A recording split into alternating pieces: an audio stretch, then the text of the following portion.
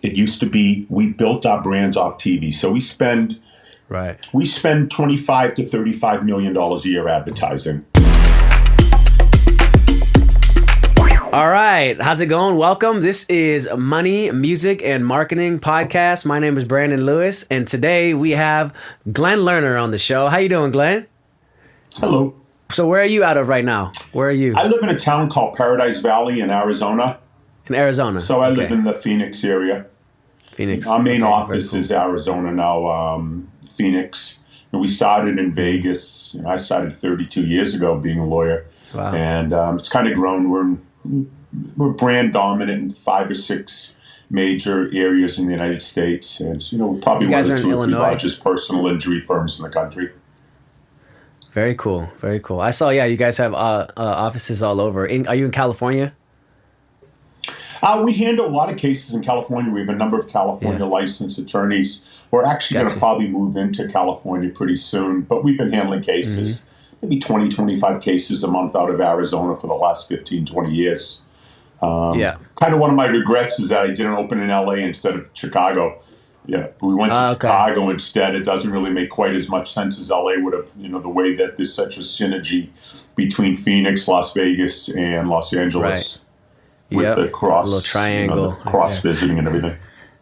Absolutely, yeah. I'm in San Diego, so we get the zonies every summer. Once it gets crazy hot out there, everybody goes down to Coronado. Yep. That's right. I've always loved San Diego, Rancho Santa Fe, and all those areas are just beautiful. Oh yeah. The only negative about California is you guys have some crazy politicians. Want to tax their way out of everything. I know. The taxes are crazy, and then the housing market is even crazier. Yeah. Especially right now. Man, it's just how unfair, because it's the most beautiful place on the planet. I don't know if there's a much prettier place in the world than California. Yeah, can't beat the weather either. It's just amazing. It's astonishing. Whenever we go there, it feels so good on my skin. I'm like, oh my God, it feels so good. I want to live here. Okay, you're paying 13% in taxes. Okay, I'll stay in Arizona. Yeah, right. Oh man, it's crazy. Yeah, that's true. Yeah. Very cool. Very cool. Yeah. Awesome. Yeah. So you said you started your firm, or you started about 32 years ago? Started in Vegas. That's where I'm licensed to practice law. Okay. Very cool. And how did you choose the personal injury particular genre of attorney? The first 7 years, I did a little bit of everything: family law, criminal law, and I just realized I was terrible. So I grew up with a father in jail for double murder. I grew up on welfare. Wow. And so it was very hard for me when people came to me to charge them, I wasn't, I did a murder trial once for $3,000, Wow. I couldn't charge people. I had too big of a heart, I guess. But the cool thing with personal injury was I'm not charging anything up front. You don't charge. You're signing a contract. If we get something, I get something at the end, an agreed upon amount. Man, that was just so much easier for me. And it kind of just grew from there. In 1998, we started our first advertising campaign, One Call, That's All. And it kind of just blossomed and just exploded. And, within a couple of years, we were far and away the largest personal injury firm in Vegas. Mm-hmm. One Call, That's All. I like it. It was cool. Actually a group of us using the same slogan nationwide. I actually own it nationwide now. But I think it was my foray into this whole marketing, where I was actually a trial attorney. That's probably was my greatest skill set, was just, I love being in trial. God blessed me that I was able just to talk to people. Yeah. But when I started seeing this law practice turn into a law business, so it goes from this, one man, I started off on my own in a converted garage in Vegas, and, we got 450 plus people and, 20 plus offices in 6 states. And so it's where does that business, change. That turning point. You're just a lawyer. It was let's talk about that.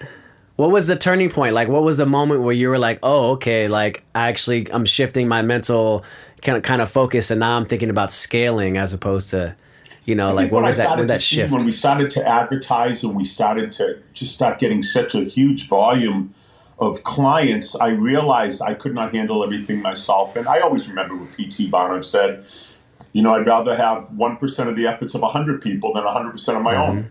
And I realized I couldn't be in trial all the time. I couldn't handle all of this. And so I just started becoming more of a businessman, and certainly made a million mistakes along the way. I've made, I'm very blessed that the good decisions I've made. I made a little bit more than all the bad decisions, where I've lost money. But, I guess that's what you're always trying to do. And I don't think any of the mistakes you make and bad decisions are failures. I think as long as you learn from them. Right. We're all going to make mistakes and do dumb things. You try to just learn from them so you don't do them twice. Yeah, no question. In fact, the more mistakes you make, the faster, the better. Because you're going to get to the good decisions quicker. Yeah, absolutely. Yeah. Very cool. And so you have so I know, so your name is Lerner and Rowe, right? So you have a partner now. When did you guys team up? So Kevin Rowe started working with me 24 years ago. We were introduced by a mutual friend, and he was very good at the day-to-day management of the firm. And so I told him, go get licensed in Arizona. We'd like to open in Arizona, get licensed there, and I'll give you a piece of the practice. And he took the ball and ran with it. He's done an extraordinary job down here where, just in Arizona, we have close to 300 employees. We're far and away the largest law firm in the state of Arizona. He's wonderful at day-to-day management. I'm a big picture guy. I deal with all our cases around the country. I deal with all the attorneys we deal with nationwide. I'm the vision guy. But Kevin's amazing at day-to-day. I can't do day-to-day. It's just not my... I know what my skill sets are, and I just find people to do the things I'm not good at. So he's amazing at that. Any complaints he deals with, any negative reviews he deals with, employee issues, this and that with HR. He's just wonderful. I don't know if there's anybody really better in the country at the day-to-day management of a law firm than he is. And so there's a wonderful synergy between the two of us. You have the macro and the micro. Absolutely. And I think, I'll never say anything good about myself as being the smartest this, the smartest that. But I know what my strengths and weaknesses are. And, I'm terrible at executing. I'm a wonderful vision guy. I've grown one of the, certainly one of the 2 or 3 largest law practices in the country. But I see the big picture. But I'm terrible at connecting the dots. So I always find people to connect the dots for me now. Yeah. Because, I definitely have attention deficit disorder or whatever you want to call this stuff. So I'm like, all right, we're going to do this, we're going to do this, we're going to do this, we're going to do this. Yeah. And then a butterfly goes by and I'm chasing the butterfly. I'm off to the next thing. But I know that's me. Well, you're the creative. I'm very creative. So we just started with a couple friends of mine in LA. Because of my faith, I'm a Jewish kid who gave his life to Christ almost 17 years ago. And so I wanted to get into faith-based films and TV and stuff like that. Oh, so very cool. I'm with some friends of mine and we're starting a little production and development company. And I said, here's the deal. I'm really good at connecting people, putting things together. But I am horrible at making sure it gets done. So it's your job. I'm going to tell you, we're going to do this, we're going to do this, we're going to do this. Then I'm going to go chase my little butterfly. Get it done. Exactly. That's what producers are for. That's the key to life, though. Make sure you have people you can rely on to get it done. We're not all the same, man. You need vision guys. My 2 favorite people in the history of business, coaching, whatever you want to say, Bill Belichick and Nick Saban. I talk about them anytime I speak around the country. Why? That's right. They could run any Fortune 500 company. They're leaders they know the of men. pieces to put what together. Do they do? They have a vision. They share it with people. They come up with a clearly defined process by which we're going to achieve our goals. And then what do they say? Do your job. Yeah. That's it. Do your job. Yeah. Don't worry about anything else. So, whenever I see some of these coaches that get hired in the NFL, and they come in, and I remember a couple years ago, who was it? Come on, man. Poop, poop. What team? He only lasted a year or two in Cleveland. Nevertheless, he comes in. Our goal is to win the Super Bowl this year. I said, you're an idiot. You were 0-16 last year. You gotta build. You gotta build a foundation. Baby steps. You know what our goal is? Our goal is to improve in every facet of the game over what we did last year, incrementally, achievable goals. Not I want to win. As soon as they say that, I know the guy's a loser. Right. I know you're setting your team up for failure. You can't go from 0 to 60 like that. To 100. Exactly. You know? So I love the guys so that true. just say, what does Nick Saban say? He doesn't talk about, we're going to go beat Georgia this week, or I want to go win the national championship. We're going to coach our players that my left tackle, his goal on every play is to beat his opponent. And the left guard's goal is to beat his opponent. Play by play. Each member of the team gelling together for the whole. That's how you do it, man. Everybody's focused on their individual battle. Everybody in your business has to be focused for the whole to perform. When you think about those guys, if you just listen to them how to run your business, you can't help but succeed. That's true. That's true. Yeah, what you say about the visionary, there's a book called Rocket Fuel. I don't know if you've heard of that book, but they specifically talk about what you were talking about, how every major business that wants to scale to to a large level, they need a visionary, and then they need the executor or the implementer. Absolutely. Exactly. And it's like they're totally different people. The visionary being executor. There's a creative process that goes on with visionaries, but there's also that they don't have the ability to execute. Right. You realize that because as soon as you've created and come up with the concept, you know what happens? Your love of creating leads you to go to the next thing. It goes away. Exactly. And if the moment that you try to get into the dirty work of implementing the creative, it's not creative at all. And that's why we hate it. That's why the visionaries hate it, because there is no creativity in the execution portion of it. Absolutely. You know, and the people in the beginning phases, especially in entrepreneurship, like usually the visionary has to be both. You know what I'm saying? Like in order to start out, you have to be both. But then the sooner you can let go of the reins and give all those tasks to somebody else, the better. It's hard to let go in the beginning because you want to make sure everything is done the right way. But if you can be wise enough to realize that you suck at those things and someone else is better, you let them take it, and then that's when you really start to see that growth. Well, the key to success, I think, is to realize what your strengths and weaknesses are. And as you say, if you realize that you suck at executing, being able to take your hands off it, you don't need to be involved in every step of the process. Right. These people are better at that than me. This is where my skill set is. Mm-hmm. And if you approach it like a football team, it's like, you can't be the quarterback and the lineman and the wide receiver and the snapper and the defensive back, you know? But I'll tell you what, I don't care how great your quarterback is. Quarterback is the most important position in all of sports. I don't care how great your quarterback is. He can't block for himself. Nope. He can't run the ball for himself every play. He can't catch it either. He can't catch the ball himself, you know? Exactly. So I get excited when I'm talking about this stuff. Me too. I love it. Reading books, I just think part of it's innate from learning, from making mistakes and growing, but just always kind of being a naturally creative guy where I like to build things. And then I'm kind of, butterfly, chase it, on to the next thing. So do you have other creative outlets that you like? Do you have any other hobbies or any other things you like to do? My biggest hobby is landscaping. Oh, okay. Oh, yeah. I love to just cut trees down and put new trees up in their place. I'm pretty infamous back at my farm in Pennsylvania or out where I live in Arizona. It's kind of my hobby.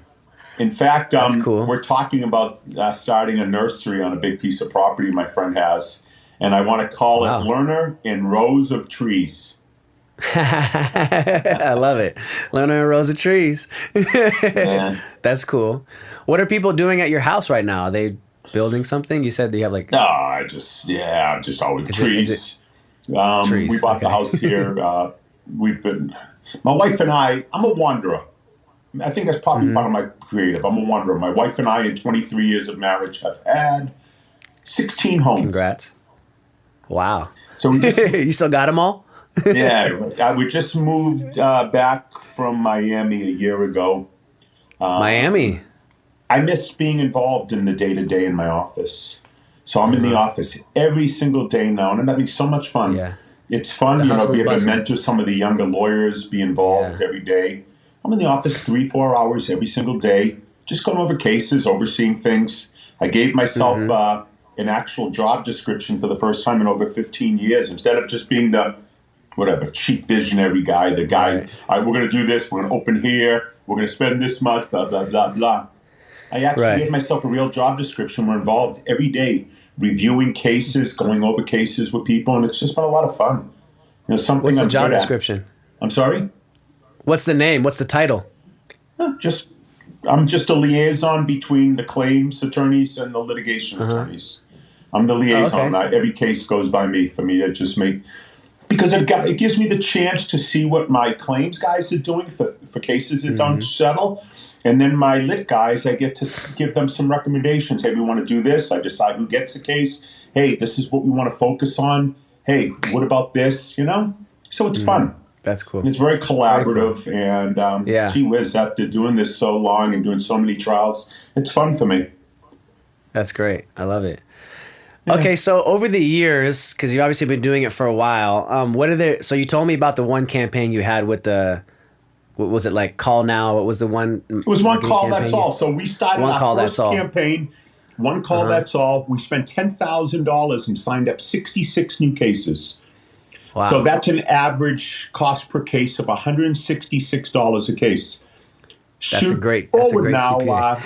Forward 24 years, our average cost per case, as big as my brand's become in Vegas. I was named the most known person in the state of Nevada. Doesn't matter. Your average cost per signed case in Nevada is the most competitive market in the United States now. $2,500 plus a case, $3,000 a case. So I wish we could go back to the glory days, $166 a case. But once we did that, I was like, I think we stumbled on something right here. That's pretty cool. So, I mean, the competition is, I know it's absolutely insane right now in this market, especially online. Everyone's fighting for ad dollars and ad positioning and everything. It's the most competitive business model there is in the world. There is no other business model as competitive as personal injury. And I'll tell you why. Tell me. Obviously, every one of the most expensive legal terms, forget about legal terms, every one of the most expensive terms on the internet are all law related. The most expensive term on the internet is mesothelioma. Hundreds and hundreds of dollars per click. For one click. Yeah. You go see how much Camp Lejeune costs now per click. It's just, and I'll tell you why. We have such a unique business model. There are well over 1 million lawyers in the United States. And, there are, X number of Glen Lerners and learners of Rowe. You have Morgan and Morgan. You've heard of Morgan and Morgan. Morgan and Morgan, in the country. You have a guy named Jim Adler in Houston, Morris Spark, our firm, and 5 or 10 other firms that are just, we're wheels. We're just massive compared to everybody else. But you know what? It used to be, we built our brands off TV. So we spend $25 to $35 million a year advertising. Wow. 25 million of it is just on personal injury, single event cases. That's what a personal injury case, single event, not mass torts. That's a completely different animal that we handle. But nevertheless, think about it. You can have a guy, no business whatsoever. He's just a nobody in your market, wasn't a good attorney, wasn't a good advertiser, was nothing. But his friends, uncles, grandmothers, hairdressers, barbers, nursing home assistant, 15 steps down the road, somehow he gets a referral on a $10 or $20 million case where, a truck runs somebody over and their head pops off or something, okay? Right. And they don't know what he does. Well, I have a friend. He's a lawyer. Call him. Right. So now this guy has a case. He's never handled a case in his life. He says, oh, crap. Gets it signed, then sends it off to a real attorney with a 50-50 referral fee. For that one signature. It's like a wholesale real estate deal. Yeah, man. It's just, so this guy that no one's ever heard of. Wow. A couple of years later, when he gets his $2 million check, if he's smart, instead of buying a new house, what does he do? He starts advertising, and now he's your competitor. That's why it's such a competitive business model. With all these guys, if they're smart enough, they get in. And now bit by bit, though, us whales that have had this giant brand in all our markets, because you can't compete with me advertising. One or two people in the country compete with me advertising on TV in the market. Right. They don't have the money. But what can they do? They go online. Yeah.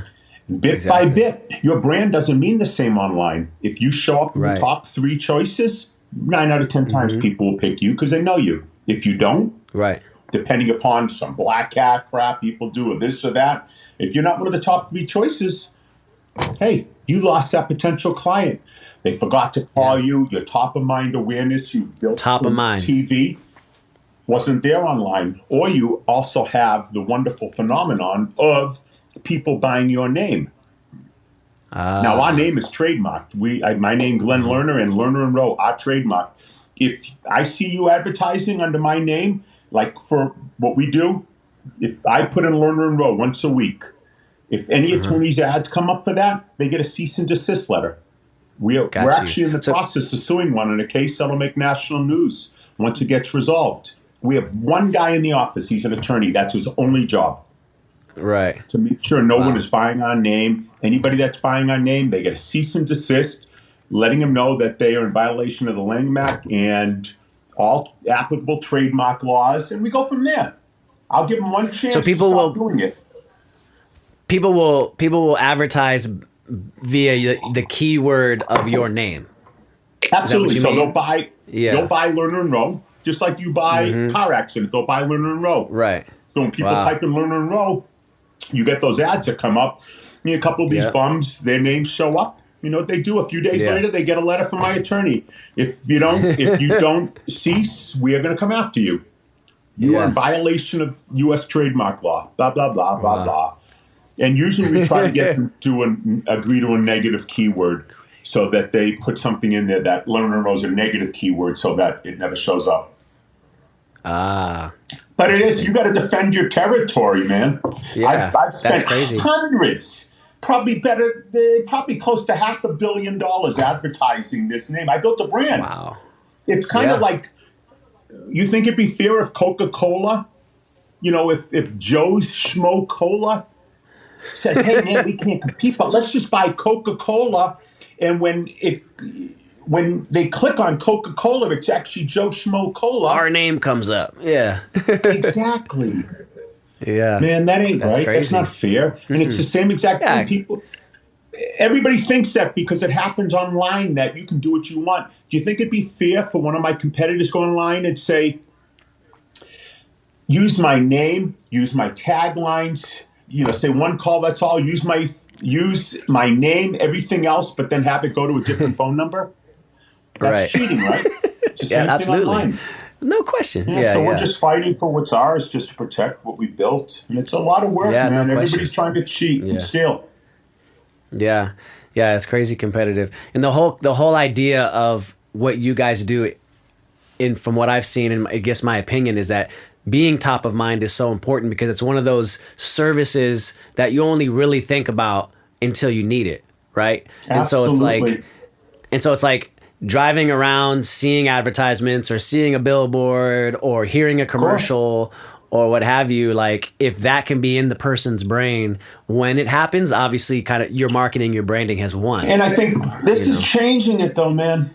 This is changing it. The truth is, does top of mind awareness trump the ability to punch this thing search? And it's starting to change, and I see it changing bit by bit.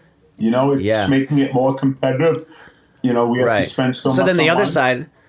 So the other side of it then is, okay, so since there is so much competition, let's say I'm in a crazy popular or like populated area like LA or something, and there's millions of people, and I have 500 personal injury law firms to choose from.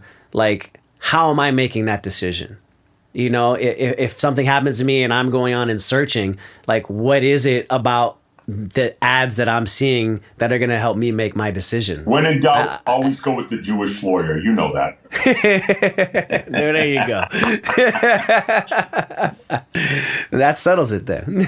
I don't care what Kanye and Kyrie Irving say about us Jews. One thing, you always want a Jewish lawyer. Yeah, there you go. No question. And even better than a Jewish lawyer is one like me that's a Jew, but he gave his life to Jesus Christ. That's you got both sides covered. Both sides covered. Yeah.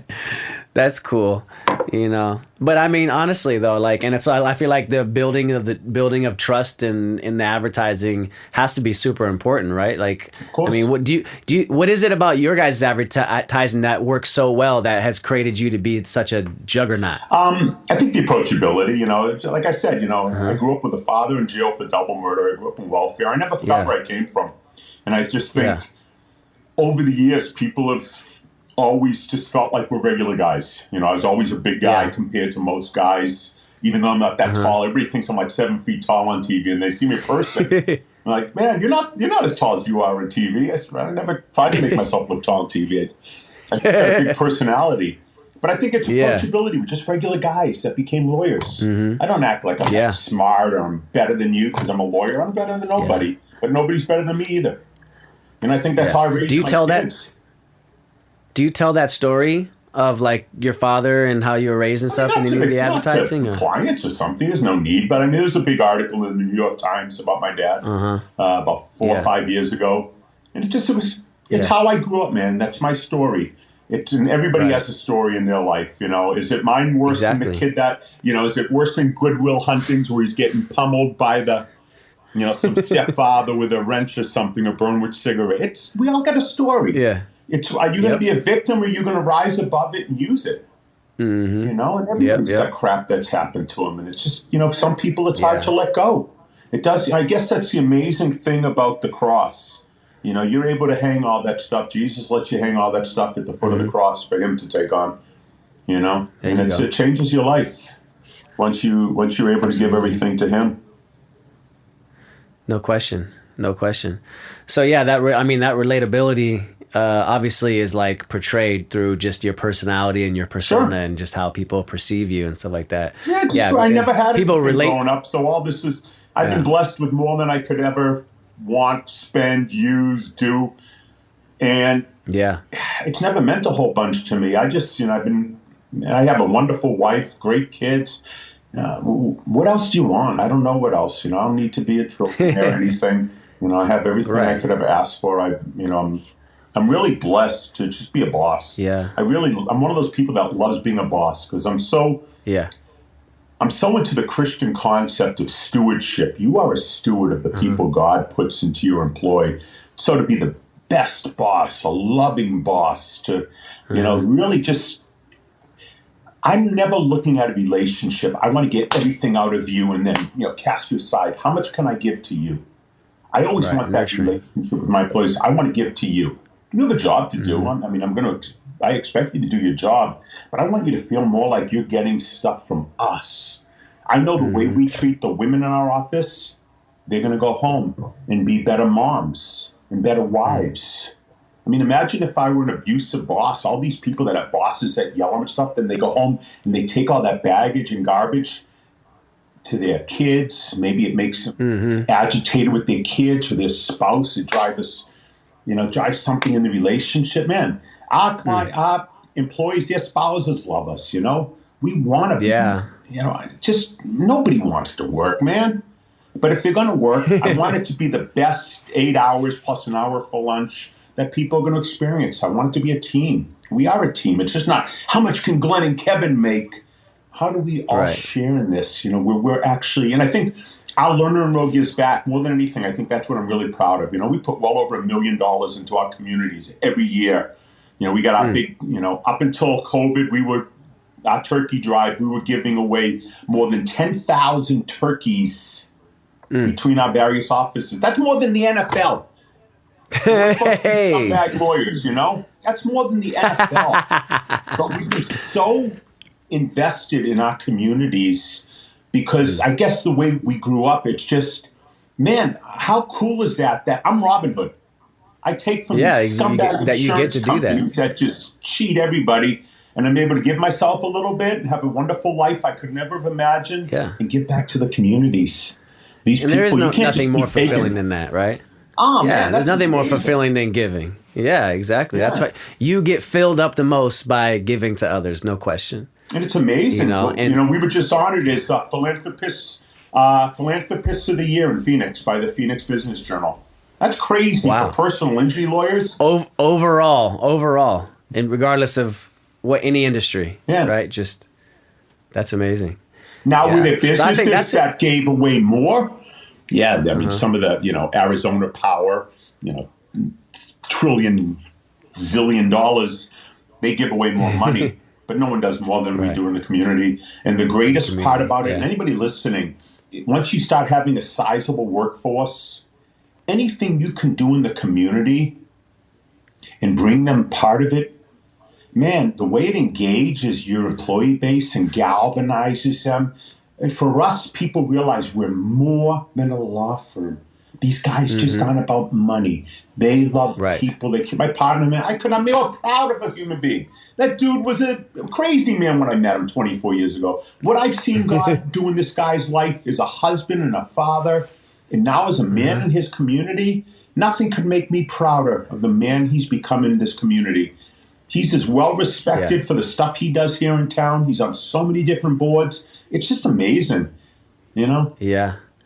I mean, that specifically is one of the things that we talk about a lot with our clients and with different people that we work with, is that like the more you can step outside of what you do in your business to show people that you're a regular person, and that's usually specifically in the community and giving back and showing how you're involved and helping other people, that literally has absolutely nothing to do with your business. Maybe your business is sponsoring something, that's fine. But like the fact that you're out there in the world showing yourself, that's separate from you just being in the office and making money and doing your thing. That's when you need to come down to that ground level, that humanized level, and people are going to see you as equals. They're going to see you as someone that they can relate to. And that's when your stock rises even more. Yeah, but don't do it. Don't do it so your stock rises.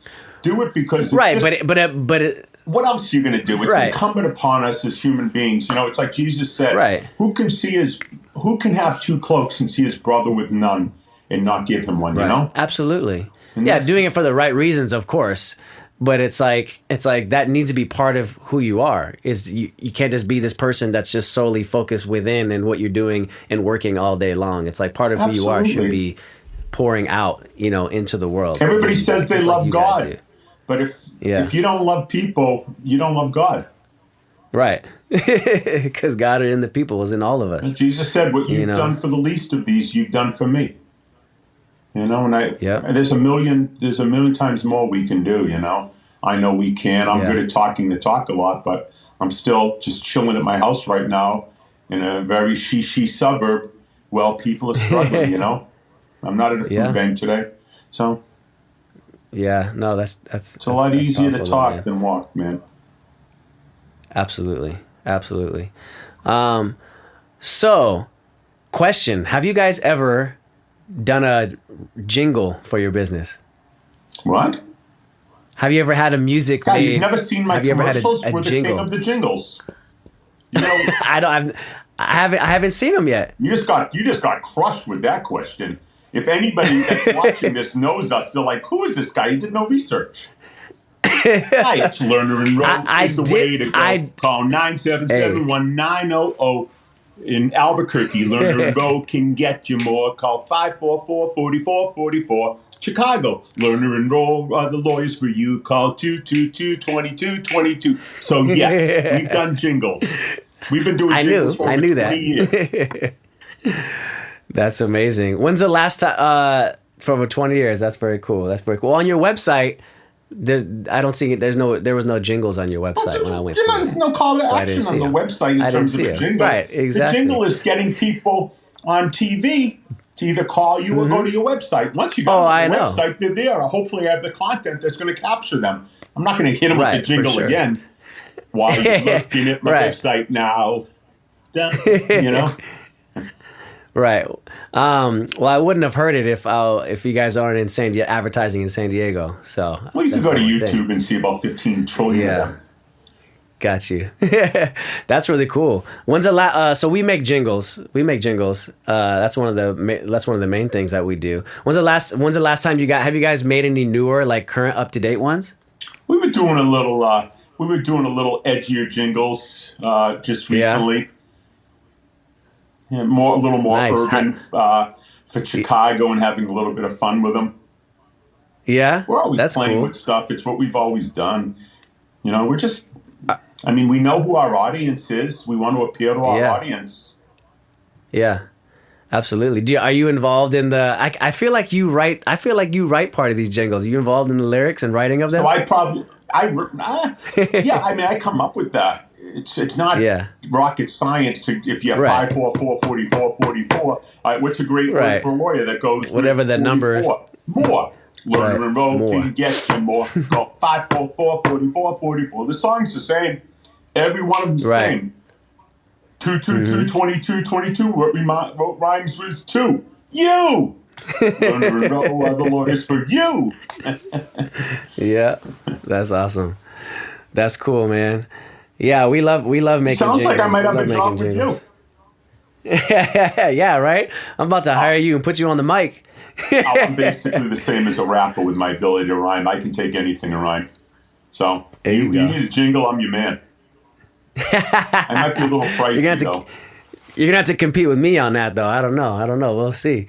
That's cool. Yeah, we actually like to do longer pieces. Like some of them are really short and concise like that, but also longer pieces that were like the business is literally intertwined into the song, and like, you know, the call to action, not only the call to action, but, you know, the actual steps of the business to process the benefits and everything, and we put into the song and make it either a minute long or even sometimes longer.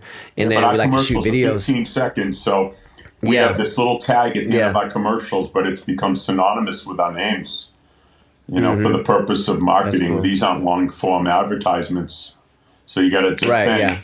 I mean, a lot of our spots, especially if we're doing a 10-second spot, it could be called 2, 2, 2, 22, 22, you know? Yep. Which is 2.5 seconds. So we have our quick message, you know, in a wreck and need a check, you know who to call. Call 2, 2, 2, 22, 22. It's all about frequency. Absolutely. Simple as that. We want as much penetration as we can get, and we want frequency.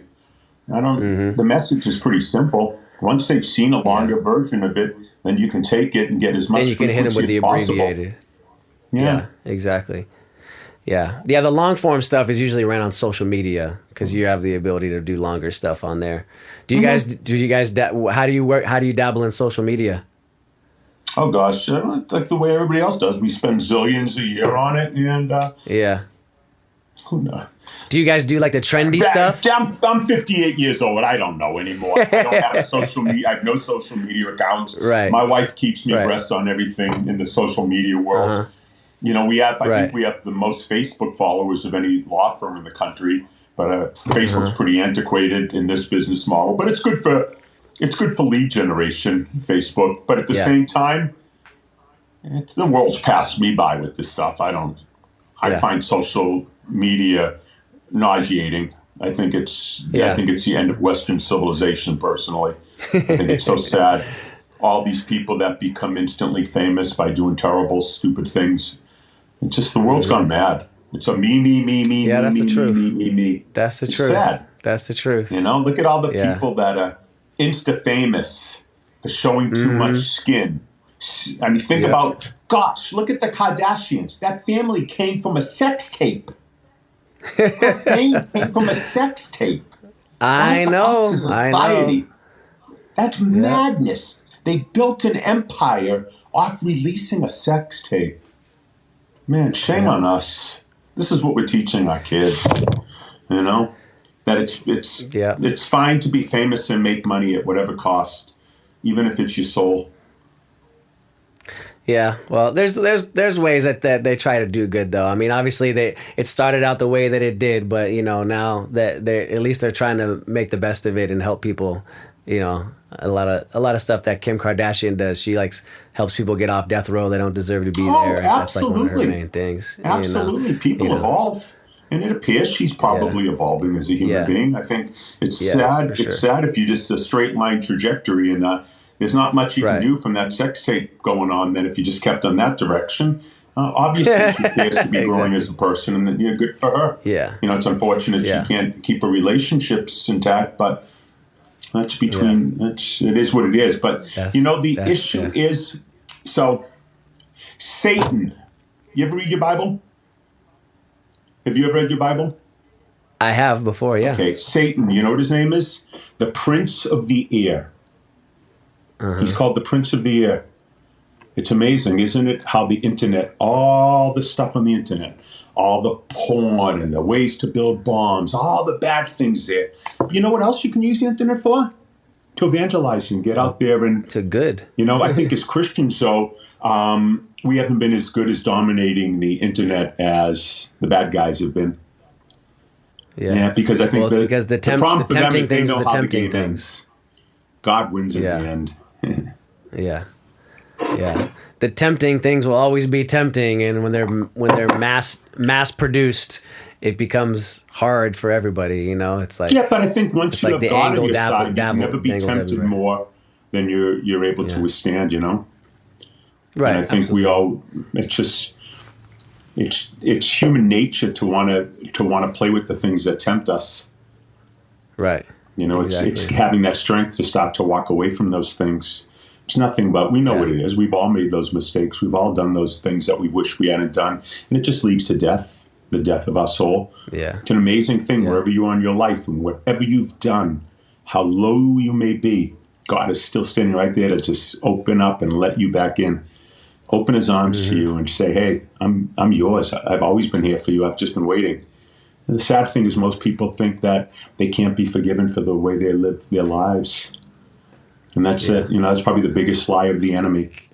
God is always there, man. If people are hearing this and they don't know God, I was the most wretched of men. The way I was living my life, living in Vegas, a crazy man, screwed up my first marriage with adultery almost 30 years ago. God is amazing. What he's done with my marriage, with my wife, as a father, he can do anything for anyone. You just have to get on your knees and say, I can't do this by myself anymore. So probably more than you thought you were going to get in this little thing. But this is opportunity you. I ever have. We got our little philanthropy award a couple of weeks ago. Use every opportunity to just sing praise to God for who I am, and it's him, not me. It's an amazing opportunity. That's what we're called as Christians to do. The amazing thing about the Bible, the only thing we're called out as Christians to do, and I'm even more thankful, I'm a Jew who gave his life to Christ, I'm not waiting for the Messiah anymore. I know he already came. But the only thing we're called to do, we're not called to save anybody. It's not like Jesus said, go out and save 1 million people. Right. He said, go out and make disciples of all nations. Basically, just share your testimony. This is what I was before. This is what I am now in Christ. That's it. It's the only thing we're called to do. Right. I can't save anybody. I can speak to you till I'm blue in the face. But if you're not meant to know God, I can plant as many seeds as possible. But unless he's made it that it's going to grow, it's not going to grow. I don't care about saving anybody. That's not my job. I listen to Bill Belichick and Nick Saban when it goes out. And my calling is an evangelist. You know what I do? I do my job. I plant seeds. I'm here now planting seeds. That's it. I could care less what happens with it. It's not my job. My job is not to worry about the right tackle's doing in the right guard. I'm left tackle. Left tackle's called to plant seeds. That's it. Right. So as Christians, that's all we're called to do. Just go out and praise God and give your testimony. This is what I was before. This is what I am now in Christ. Yeah. The transformation is what's inspirational too. So it's like talking about your transformation inspires and allows others who may not believe that feel like it's possible for themselves. Too. People see, they say, hey man, there's just something different about this guy. There's a joy, there's an energy about this guy. I'd like that. What is that? That's God. Yeah. That's just Christ. This is what I was before. This is how I was living my life. I was suicidal. I was depressed. I wanted to kill myself every day when I was living this life that I knew was against God's will and purpose for my life, wrecking other people's lives. And 17 years later almost, this is who I am now. It's just a journey though. Everybody thinks the path they're on is that's where it's going to lead to and it's going to end. Man, in one moment it can all change. Yeah. Life is an amazing thing when you're living it the way you're supposed to live it. When you're not running, away from what God's called you to be and do in your life. Yeah. Yeah. I mean, we're all trying to discover that at the same time. Sometimes we don't Maybe know. this will turn into a Christian podcast now. If you come on with me every week, maybe. Oh, awesome. I'd love to. Why not? Shoot. We'll be best friends. That's cool, man. Hey, well, that was great. I really appreciate, you sharing not only the business and your origin story, but, your transformation story and what inspires you. Because, that makes who you are. And that's the reason why you've been able to create what you have and help the people you help.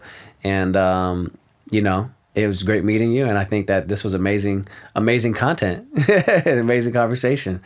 So, peace. Thank you very much. And, any questions for me? No, just go out and just go out and love people, man. Yes, sir. I do. None of day. us can be good people. We're not. We're all broken little people in need of a savior. Just love people. Love people the way they need to be loved. I think that's the hardest thing for so many of us. We want to love everybody the way we want to love them. Instead of knowing a lot of people, there's a way to love certain people. But just go and be, just be a decent guy and love people. I don't know what else to say. Do the best you can. Treat your people great. The people working for you. And peace, everyone. All right. Thank you, Glenn. The Family right, Network talking to is you. signing off. Goodbye.